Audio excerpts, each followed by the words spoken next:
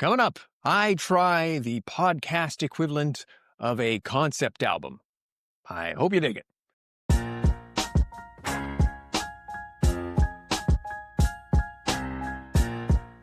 Welcome to Total Nileation, your existential halftime. I am Nile Segay, aka Optimist Prime.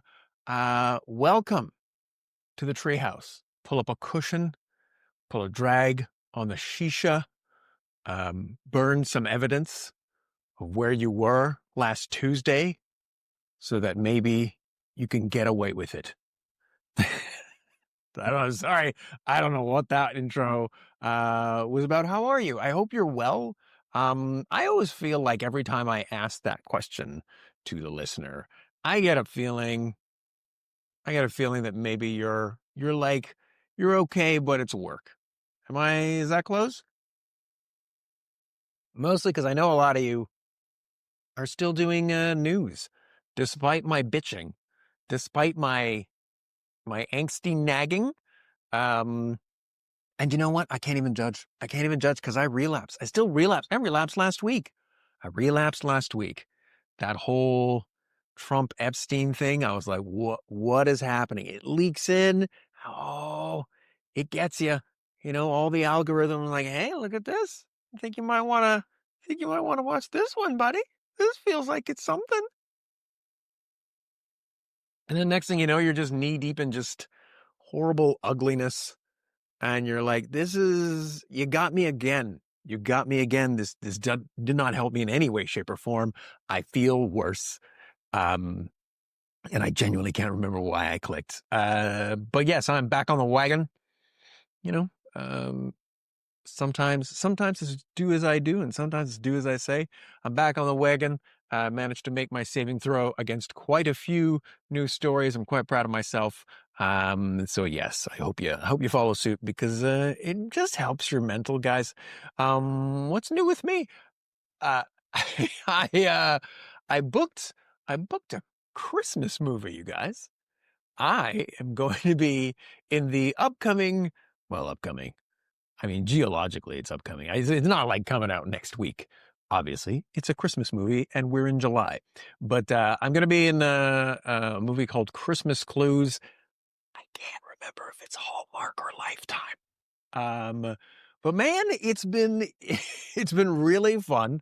I've loved working with everyone on this thing, and I gotta say, it taught me something. I learned something. If you can, I mean, you know, I know a lot of you aren't creatives, self-employed or whatever, but this is my new rule. As much as possible, as much as you can enforce it, if you can pull it off. What you want to do is you want to be working with people who take the work seriously, but don't take themselves seriously. Because that is a good time. We're putting out this film. We're doing a good job, but we're having a great time between takes, man. And honestly, let's call it let's keep it 100, as the kids used to say. Maybe they said, I'd still say, I don't know. Let's keep it a buck. It's none of that's no one's gonna pull rank on a Christmas movie of the week. If you're, I'm sure there are some people like that, right? But those people are the worst, insufferable people. But for most of us, we're like, yeah, you know, we're working. We're happy that we're working, but no, we're not. We're not in the MCU. Um, although at this point, Christmas movie, MCU. I mean, the money's probably better in the MCU. Anyways, that's going on. What's going on with me? And yes, a little update to my last thing. I've gone back to martial arts. It's fun. It's a fun workout. I'm a little pooped, but it's good times. Guys, I'm doing a little something different this episode. I got up this morning all filled with ADHD excitement. Some of that was from the meds, I think. Honestly, I sometimes wonder, because the meds are speed and I got a low drug threshold. So it not only focuses me, but it also makes me feel better about the world. Or maybe that's just how it's supposed to be. Maybe that's just how a neurotypical brain works, where most people can just get up and feel good and be focused. But I've had ADHD for so long that it makes me feel like I'm getting away with something. But here's my point. I started doing research because I was very busy on set, so I didn't get a chance to do research for the podcast. I'm very busy. You wouldn't understand. That's me trying to pull rank because of a Christmas movie. I can't even. That lets you know how good my acting in this movie is. That I can't even sell that joke. But essentially, I started doing the research this morning, and I came across this piece that it's from the New Yorker, I believe. I'm gonna leave the reference in the show notes as per usual. But started reading it, and it's a massive thing, and I'm like, this is gonna be the episode. We're doing a concept album. I don't know if this is gonna work. I don't know how long this is gonna be. It might be very short, but this entire story just lifted my heart. It's a good read, by the way. Hey, if you're sitting there thinking, well, why don't I just read the New Yorker article? I left the link. I left the link in the show notes. And if you're like, I don't want to waste my time on this podcast, I'm going to go read the article. You should do that. You should do that even if you're not going to do that, because I left bits out. Obviously, it's a long ass article, but it is great. It is amazing. So here for you now, our top one good news story from our home office in Finger, Manitoba.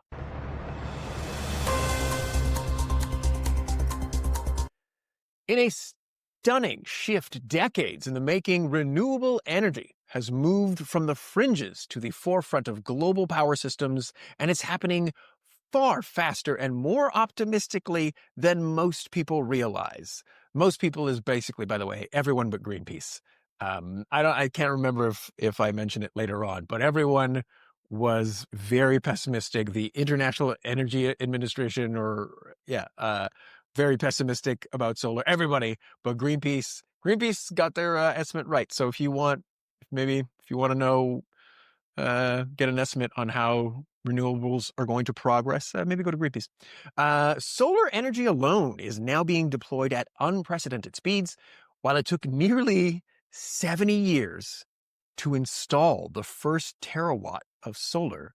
The world is now adding the equivalent of one coal plant's worth of solar energy, a gigawatt, every 15 hours. That is 48 coal plants worth every month. So by the time you hear this, okay, I can't do that much math. But anyways, by the end of this month, another 48 coal plants worth of solar are added. Can you understand how relentless this is? Every month. We can't see it because it's not right in front of us, but that's a lot, guys. It's a lot. To bring it home, just to put it in perspective, that's like if you added a coal plant's worth of solar every 15 hours. There's no analogy for this. Some of you will know, wait, that's exactly what you just said. You're goddamn right it is. You're goddamn right. Every 15 hours, a new plant? Come on, guys. Come on. Battery storage is rising in tandem, making renewables increasingly reliable even when the sun isn't shining or the wind isn't blowing. California, for instance, has seen renewable energy supply more than 150% of its power needs at peak times, while Texas, a longtime fossil fuel stronghold, has quietly become one of the fastest growing renewable hubs in the world. I feel like when it comes to Texas is like that toxic aggro guy with like the boots and the cowboy hat, who secretly has a fridge filled with wine coolers and just burns through RuPaul's Drag Race the second it drops, just binges it. I'm not going to lie. It annoys me. It annoys me that Texas has done this turn. Just acknowledge you were wrong, Texas.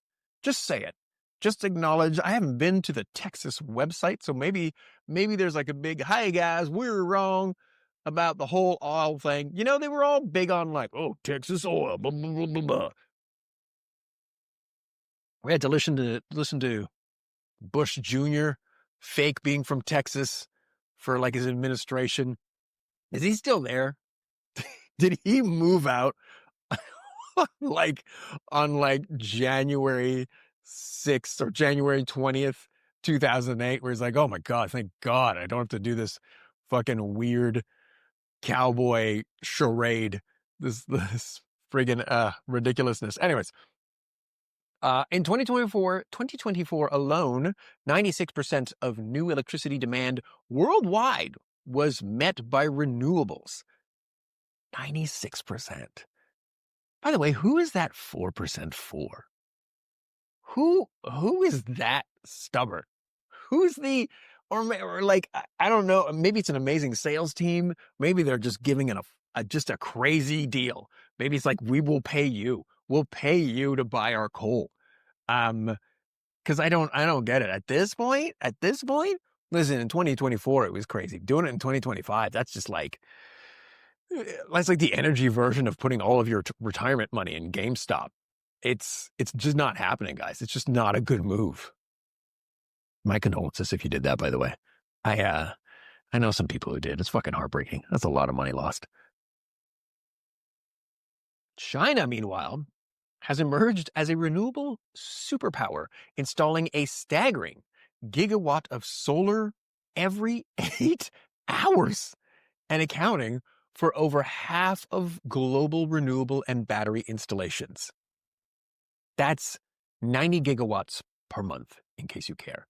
That's the equivalent of if you installed 90 gigawatts a month of new solar.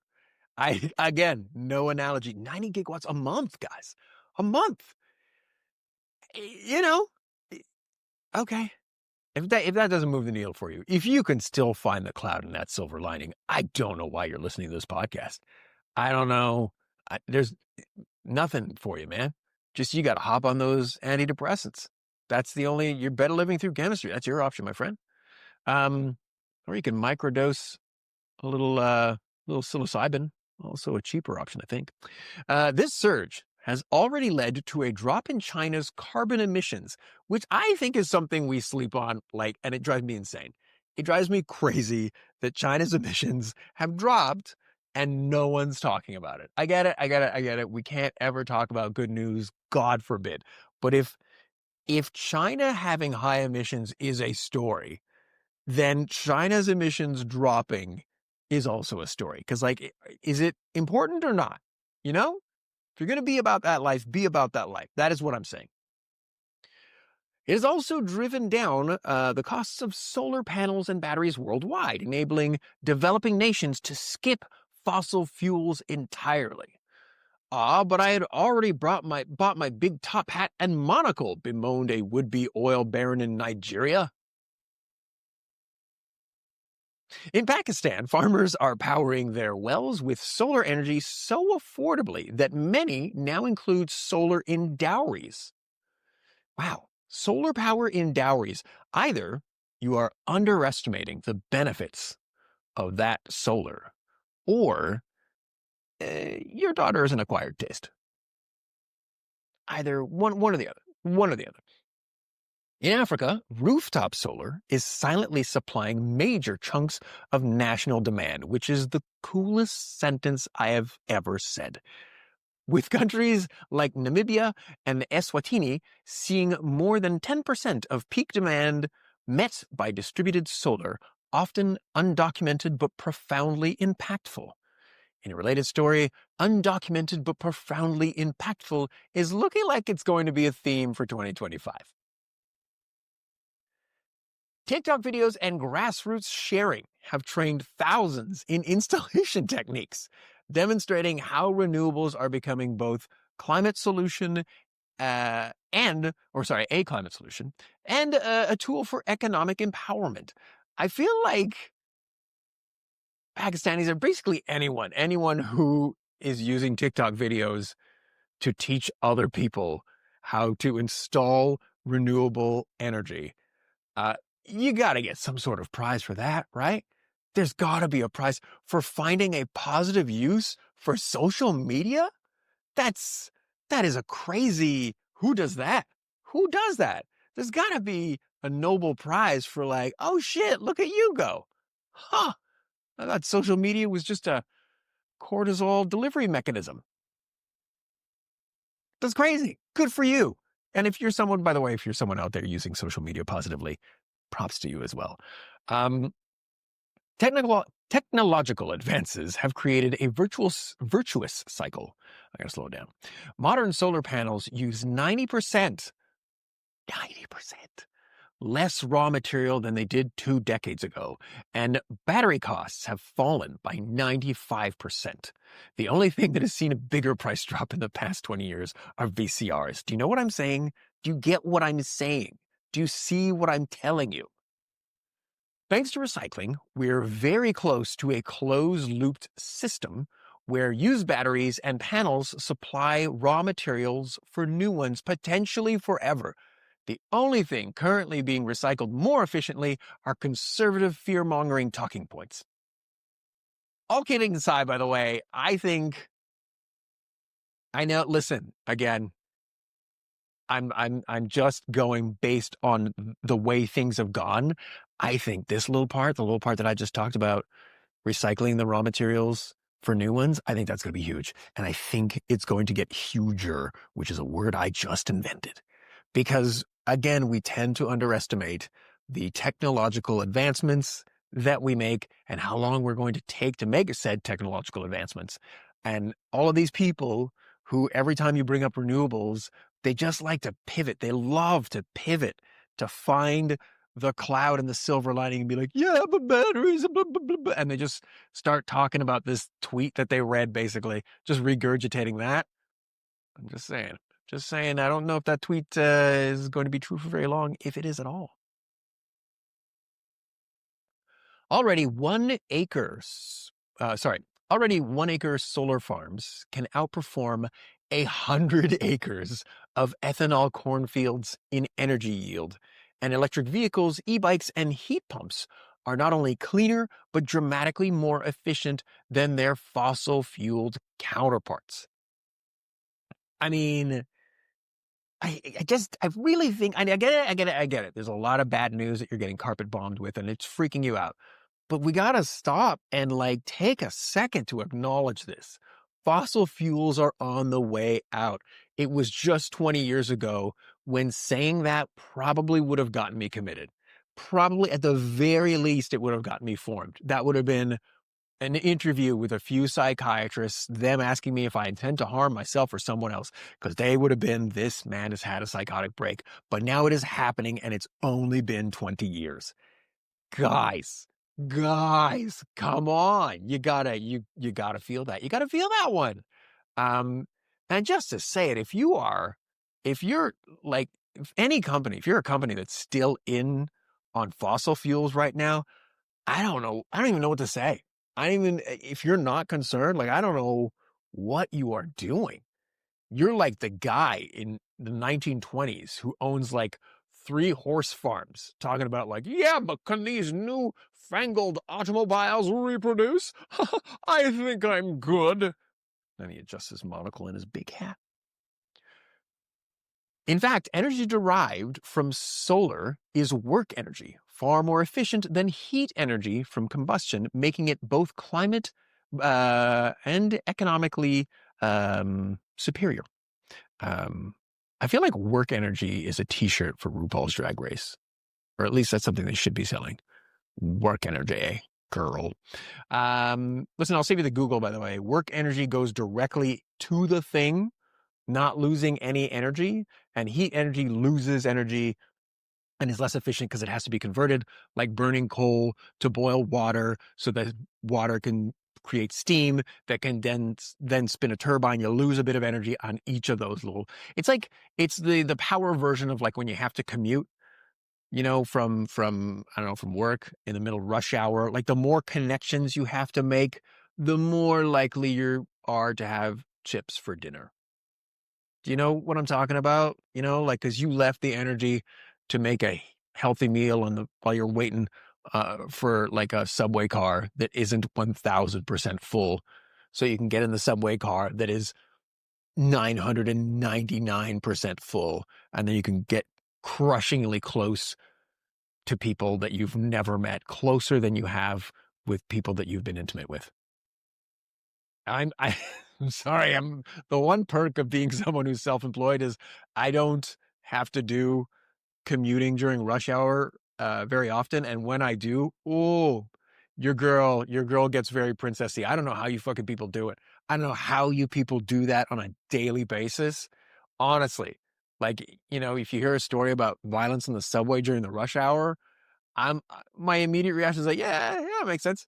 Yeah, if I was if I was commuting during rush hour every day, I'm I'm not even doing it on purpose. I'm gonna punch somebody. Even fossil fuel giants like Saudi Arabia are planning to generate half their electricity from solar by 2050. The global trajectory is clear. Listen, this is me being negative. All right, I know that's off brand for the podcast, but 50% by 2050? And you're proud of that? 50%? Did you just want to start your recession now and get it out of the way? Dude, I don't understand. I get it. I don't know. I don't know. I was going to say I get it. I don't get it. I don't get it. If you're Saudi Arabia and you had a great run, man. You had a great run. You made a big chunk of change. Now you got to put that money in whatever the national equivalent of an RSP is, and then you got to pivot. You got to pivot hard. You got some desert, so that's a lot of solar grid. 50%, son, that's not going to do it. Let's get in it. Let's get the game. Let's get in the game, everybody. Despite political pushback in some places, I wonder where, the public overwhelmingly supports this transition. Nearly 9 in 10 Americans, including Trump voters, favor clean energy tax credits. And momentum continues to grow. Solar is projected to become the world's primary energy source by 2035. If you are like older than 20, you gotta let that one cook. You gotta let that one sit. Dude, we're gonna be living in like half of the future. No flying cars, sure, but like solar is our primary source of energy. That's some future shit. That is some future shit. Also, this whole thing about Americans, regardless of political affiliation, favoring clean tax credits, it made me realize something. Because it's like Trump and his little squad, his tiny minority of, you game the system so you can win an election because the electoral system sucks, in Canada as well. And then you get to do a whole bunch of stuff that everyone doesn't want to do. Made me realize something. I had a theory. It only works half of the time, but I think you can replace most antagonists in conspiracy theories with the words stupid people. Again, doesn't always work, but it's still fun. Here we go. I'll give you some samples. Stupid people are hiding aliens in Area 51. No, doesn't work. Doesn't work. Stupid people were actually responsible for 9/11. Yeah, that is correct. Stupid people were. Stupid people released COVID-19 to depopulate the planet. No, obviously not. That doesn't make sense. There is a cabal of stupid people trying to control the world. Correct. That conspiracy theory actually works. It is factually correct. Stupid people faked the moon landing. No, not what? No, not at all. Stupid people run the economy. Oh my God. That is, yeah, that pivots from conspiracy theory to truism. So there's a little something that you can use throughout your day. If you come up with any others, feel free to email me at totalnihilation@gmail.com, because it's a fun game to play. Moving on. In this optimistic reordering of power, both literally and geopolitically, the future looks decentralized, abundant, and peaceful. Let me say that again. Peaceful. Yeah, just think about it. Like, you guys just visualize for a second. Let's visualize that peaceful future. Where you're going to be sitting there, chilling out. There's still going to be some people. We're still going to need to work on stuff, but you'll be sitting there drinking a mojito, some sort of cloned mojito that doesn't harm the environment. I don't know why a mojito would harm the environment, but let's just roll with it. And you're going to be sitting there and be like, fuck, remember Trump? Oh my God. And you won't. The sun offers tens of thousands of times more energy than humanity needs. Humanity needs. And for the first time in history, we're genuinely learning how to harness it at scale. What began as a dream in a 1954 lab is now a global accelerating revolution, one that might just help save the world. Um, and this part here, this last part, very sneaky because so the article, does its job in that it's talking about renewables and it kind of stays in its lane, but I don't do that. I'm not going to stay in this lane because again, you got to like what always gets me what's always sneaky about the good news stories is the chain reaction effect that's going to come from that, right? Because you can't hoard sun. You can't hoard sun. You can't sell it to poorer nations at overinflated prices.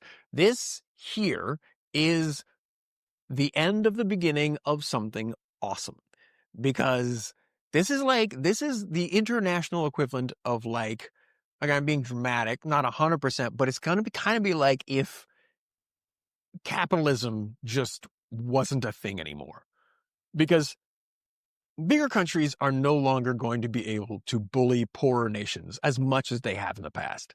Like it was a lot easier before if you control someone's energy. But now it's just such a huge addition by subtraction. Now, if I'm a poor nation, I don't have to burn, no pun intended, a bunch of my GDP on fossil fuels that they're selling to me at a ridiculously overpriced rate because they know I got no other option, right? And then I can take that money and invest it in my own people. That means less poverty, more education, more advancements, more people in the chat always equals more innovations and more good things. I don't care. Prove me wrong. Prove me wrong. So again, that's a sneaky little domino effect. It's like a good domino effect. I don't have a problem with dominoes. It's just that the usually domino effect is pretty negative stigma. Guys, I think this is huge. I always say that. I know that I always say that, but I do mean huge. Like I get the feeling like the next few years, if you are an old person like me, the next few years are going to be disorienting. They already are, but this is going to be way more, like our parents had to be like, whoa, what? Cable television, VCR, what's that? We're, we're going to go from a time where it was, I don't know, just watch a movie from the 70s or 80s, fucking dial up phones that were pinned to the wall in your kitchen and just you alone in the streets. If there was an accident, you had to run to the nearest gas station or house or something. And we're going to go from that to I have an insanely powerful computer in my pocket and it's probably going to have like one of them AI chat GPT situation. I'm going to have like a little assistant helping me deal with my ADHD. Um, and then this whole thing with the renewables, oh boy, guys, I think this is going to be really big. I think this is going to be really, I think it's going to be so, like, I don't think people are thinking about it because, again, we tend to do that thing where we think, oh, past is the best predictor of the future. But what we fail to bear in mind when people say that, and I don't understand why, the one thing that's consistent about the past is that it changes dramatically and doesn't keep a lot of similarity to the past, if that makes any kind of sense, right? Like no one predicted the internet. No one predicted farming, but farming happened. Do you see what I'm saying? Like these big shifts, that's what I think this is going to be. I don't know what it is. I don't know what to call it. I think it's going to be a big tectonic shift that's going to be internet level farming, industrial revolution, and it's just going to be a different way of living and it's going to freak me out. Yeah, I just think it's very exciting. It's a very exciting time. And I'm also kind of not half, I'm very much looking forward to. I think if you have these poor nations and they don't have to kill themselves on fossil fuels and they can then take that money, reinvest it in their own countries, and then from there gain momentum. I think it's going to be very interesting because now we will have no choice but like nations will have no choice but to start treating each other with respect. Because I feel like so much of geopolitics has been based on leverage. And that's how we see geopolitics. And that's how we have this really aggro bro circa 1980 fucking Gordon Gekko mentality that's so dumb and so outdated. Humans made it this far because of teamwork. Teamwork. And I think we're going to have to go back to that. And my favorite part of that is reasonable people are going to be in higher demand. Oh, it's going to be so nice to see the stupid people be put back in their place. Whoa, that took a turn. That took a turn. I should probably edit that last part. Guys, that is it for the episode. That's the episode. I've left the article, a link to the article in the show notes. Go and read it. Go and read it, because there's like a bunch of fun things from the article, but it really is like, you can worry about other stuff, but once you're done reading this article, I don't know how worried you're going to be about climate change. Sure, there's a lot of work left to go, but you gotta remember inconvenient truth. We thought it was game over. We thought it was game over, but the nerds went to work while we were out on MySpace and later Twitter. They were like, oh, wait, hold on. Someone should get on this, and get on it. They did. And now we're here. So thanks, nerds. That's it for the episode, guys. I hope you enjoyed it. I hope you have a lovely day. Please remember to rate and review if you haven't already. If you want to dunk on me, go ahead. I'll even take a bad review. That is how desperate I am for human contact. Sign up to my newsletter. It is on my site. Should also be in my bio, depending on where you're consuming this. I do a monthly good newsletter. It's just extra good news stories, and maybe a little bit about me. I don't like to spam you. Essentially, I'm just doing it as a precaution for the possible enshittification of podcasts, so that if things go south, I can send you wherever I'm relocating to. Because all of these free mediums always kind of bone you a little. Speaking of free mediums that bone you, I'm at Nile on all socials, so please follow me there. I'm on the Beaverton podcast this week? Question mark? No, I'm not. But give it a listen if you like comedy, but also heavy news. My other podcast, Comedians and Dungeons Getting Dragons, comes out next week. Listen to that if you're into D&D and silly people, because it's a fun time. If you can, please support me at my Buy Me a Coffee page. You're always appreciated. Send me an email, totalnihilation@gmail.com, if you have any thoughts. And that is it, guys. Once again, if you cannot be a shining example, be a terrifying warning. Let's get it on 3. 1, 2, 3.